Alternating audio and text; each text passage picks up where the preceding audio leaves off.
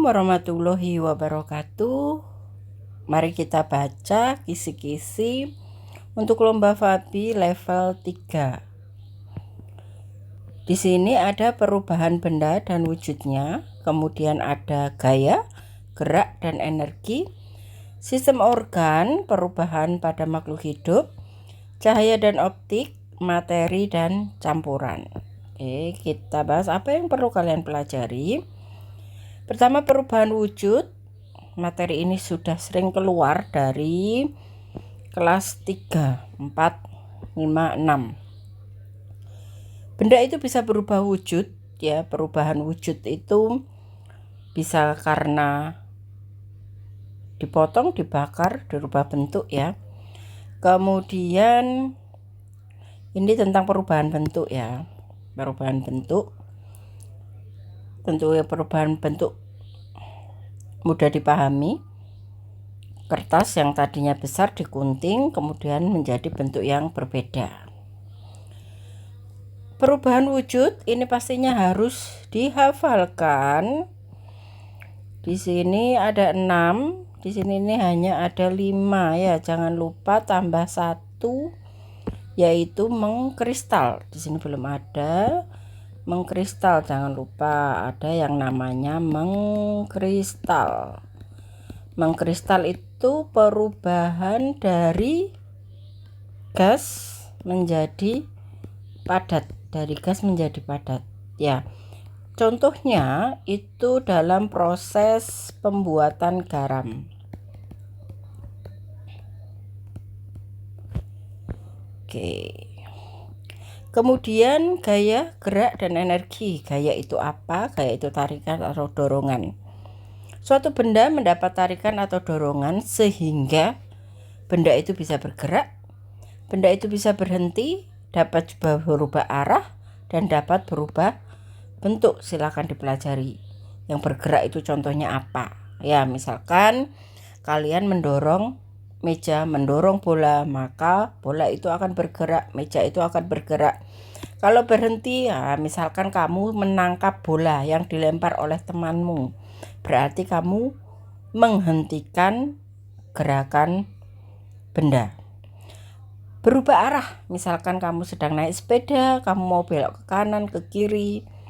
Kemudian berubah bentuk ini tadi, misalkan kalian bermain dengan plastisin, kalian membuat benda-benda dari plastisin atau tanah liat, atau kamu menggunting kertas atau merubah bentuk yang lain.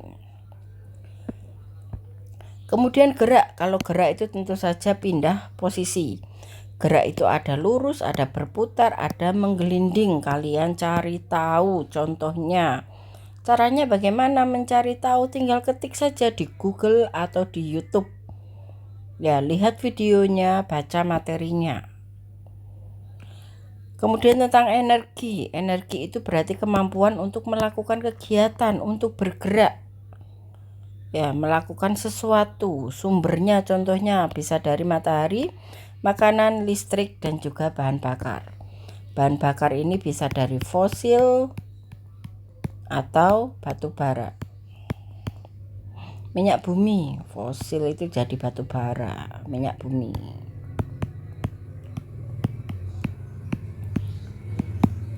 Oke, perubahan bentuk energi. Jadi energi itu bisa berubah. Misalkan lampu itu dari energi listrik menjadi cahaya. Ya, baca, cari tahu perubahan bentuk energi itu apa saja selain ada lampu, kipas angin, setrika. Oke, cari yang lain juga. Kemudian sistem organ. Sistem organ itu kamu harus cari tahu, ingat kembali, baca kembali sistem pernafasan itu organnya apa saja di dalamnya. Kemudian pencernaan itu apa saja di dalamnya, peredaran darah itu apa saja di dalamnya, organnya apa saja, urutannya bagaimana, ini kamu pelajari kembali. Kemudian perubahan pada makhluk hidup. Jadi makhluk hidup itu dari kecil, misalkan lahir manusia, ya, menjadi bayi sampai dewasa itu mengalami tahap apa saja. Bayi, ya, remaja, dewasa, kemudian lansia, kemudian tanaman dari biji, kemudian berubah jadi apa, jadi kecambah, jadi tumbuhan muda, tumbuhan dewasa gitu. Kemudian hewan juga, kalau hewan perubahannya itu kalian pahami kembali apa itu metamorfosis daur hidup, mana hewan yang mengalami metamorfosis dan tidak mengalami metamorfosis, kalian pelajari kembali. Kemudian cahaya optik, ya cahaya itu bermanfaat supaya kita itu bisa melihat benda. Kamu bisa melihat pensil, kamu bisa melihat sepatu, kamu bisa melihat lemari, itu karena ada cahaya yang mengenai benda tersebut sehingga memantul, bayangannya itu memantul ke mata kalian. Sifatnya ini harus kalian hafal, merambat lurus, dapat dipantulkan, menembus benda bening. Masih ada sifat yang lain, kalian pelajari lebih dalam lagi, bisa di buku paket kalian atau cari di Google, di YouTube, lebih jelasnya, lebih banyak. Kemudian optik itu benda-benda yang berhubungan dengan cahaya. Nah, misalkan kacamata, lup, cermin, periskop. Kemudian jenis cermin ini juga kamu harus tahu. Cermin datar, cekung, cembung. Kemudian manfaatnya itu, manfaat cermin itu untuk apa? Kamu cari tahu sebanyak-banyaknya. Kemudian materi dan campuran, segala sesuatu yang memiliki massa dan menempati ruang. Jadi materi itu sama seperti wujud benda, yaitu padat, cair, dan gas. Oke, kamu ulang kembali, ingat kembali, baca kembali, padat, cair, gas sifatnya seperti apa. Kemudian kalau campuran berarti gabungan dua atau lebih zat. Misalkan air teh, ya ini campuran antara air plus teh.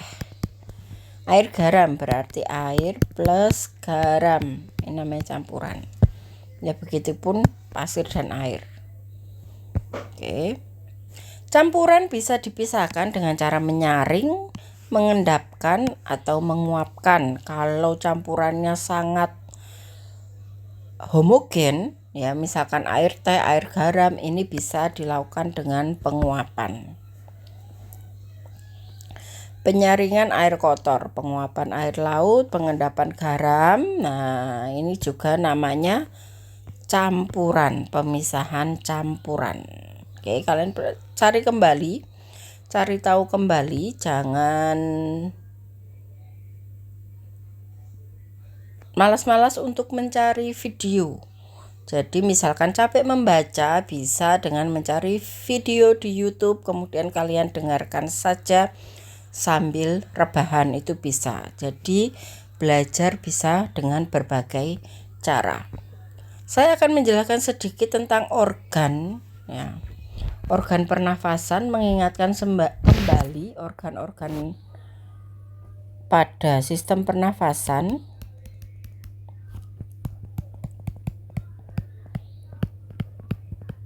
Oke.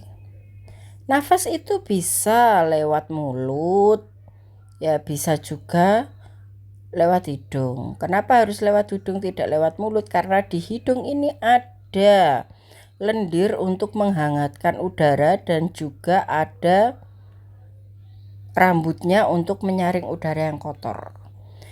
Jadi ada saluran, bisa lewat hidung, bisa lewat mulut. Tapi mulut ini tidak disarankan. Kenapa bisa keduanya? Karena di sini nanti akan ada persimpangan saluran. Ya, yang satu nanti akan mengarah ke sistem pencernaan, yang satu akan mengarah ke sistem pernapasan.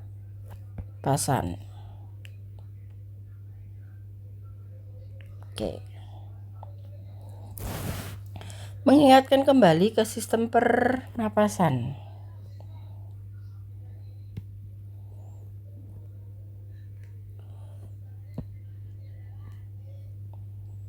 Oke. Di sini persimpangannya namanya faring. Kemudian setelah persimpangan sebelum tenggorokan, sebelum trakea itu ada yang namanya laring. Ya, di sini ada pita suara yang bisa membuatmu bersuara.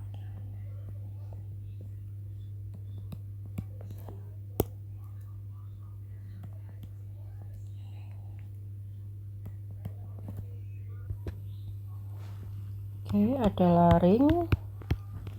Kemudian setelah laring, nah di sini ada trakea atau tenggorokan. Trakea, nama lainnya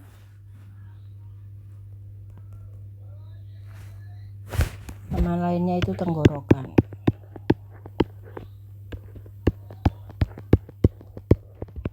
Oke. Kemudian trakea ini akan bercabang menjadi dua. Nah, cabangnya ini akan dilapisi paru-paru. Ya, cabang jadi dua ini namanya bronkus. Kemudian bronkus ini akan bercabang-cabang. Cabang dari bronkus ini namanya bronkiolus. Di ujung bronkiolus ini akan ada gelembung-gelembung kecil. Oke, gelembung kecil. Nah, gelembungnya ini untuk pertukaran gas. Jangan lupa, ini biasanya yang sering ditanyakan. Gelembung kecil itu alveolus. Nah, ini organnya. Jangan lupa kalian cari tahu juga penyakit-penyakit ya pada organ ini. Jadi ada asma, kemudian ada TBC, ya, bronkitis, itu kamu cari tahu, dan penyebabnya apa, cara menjaga kesehatannya apa. Ingat, sekarang semua mudah, tinggal klik, jadi harusnya lebih semangat belajar. Kemudian ini lagi tentang pernafasan, sekarang tentang pencernaan. Tidak segini, saya akan menambahkan halaman. Oke, sekarang kita ke pencernaan. Pencernaan harus hafal ya, organnya apa saja. Sistem pencernaan sama seperti udara, makan juga. Kalau orang sedang sakit koma tidak bisa membuka mulut, bisa lewat hidung ya. Oke, ini mulutnya. Kalau hidung tadi tentu saja ke saluran ini ya, pernafasan. Nah, kalau mulut, jadi kenapa kalau makan harus tenang, jangan sambil bercanda, itu supaya makanannya nanti tidak pindah ke organ pernapasan ya. Nah, di sini ada ya, di sini faring ya. Nah, ini rongga mulut. Kemudian makanan ini akan masuk ke kerongkongan. Nama lain dari kerongkongan apa? Esofagus. Kemudian makanan akan masuk ke lambung. Ini nanti untuk tambahan ini ilmu, kalian bisa cari, baca-baca prosesnya ya. Oke. Dari lambung, makanan akan masuk ke usus halus. Ususnya kecil-kecil. Seperti ini, kecil-kecil di tengah ya. Ingat yang di tengah ya, usus halus. Usus halus terjadi penyerapan. Di sini terjadi penyerapan sari-sari makanan. Kemudian sisanya akan masuk ke usus besar. Ini usus besar. Masuk ke usus besar. Usus besar terjadi pembusukan. Setelah itu sisa makanan akan keluar lewat anus Ini usus kecil atau halus ya. Yang ini usus besar, yang pinggir usus besar, yang tengah usus halus. Oke, singkat saja ya untuk prosesnya. Nah, kalian bisa pelajari lebih lanjut sendiri untuk baca-baca. Yang penting kamu tahu organnya itu apa saja. Kemudian ini yang perlu diingat lagi juga,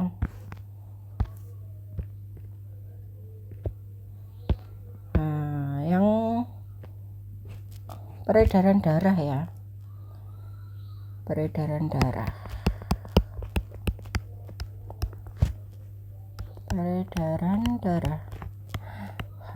tulisannya bagus sekali. Peredaran darah yang kamu tak perlu tahu, jangan lupa jantung itu ada 4 ruang. Jangan lupa ruang yang atas itu namanya serambi, jangan lupa ya, serambi. Jangan lupa yang bawah ini namanya bilik.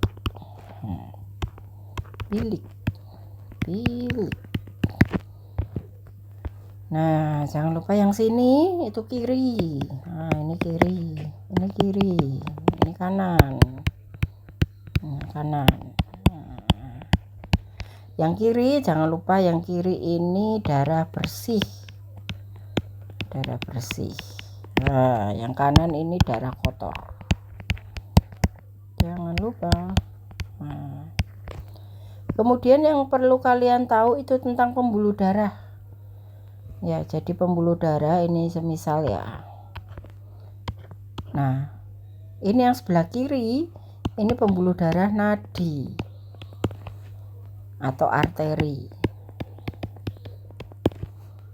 Kemudian yang kanan ini pembuluh darah vena atau pembuluh darah balik. Jangan lupa yang kiri ini darah bersih, berarti berisi darah bersih. Nah, yang ini vena itu darah kotor. Kemudian ada pembuluh yang menghubungkan antara arteri dan vena ya, sangat kecil, namanya kapiler. Ini yang perlu kalian tahu. Oke.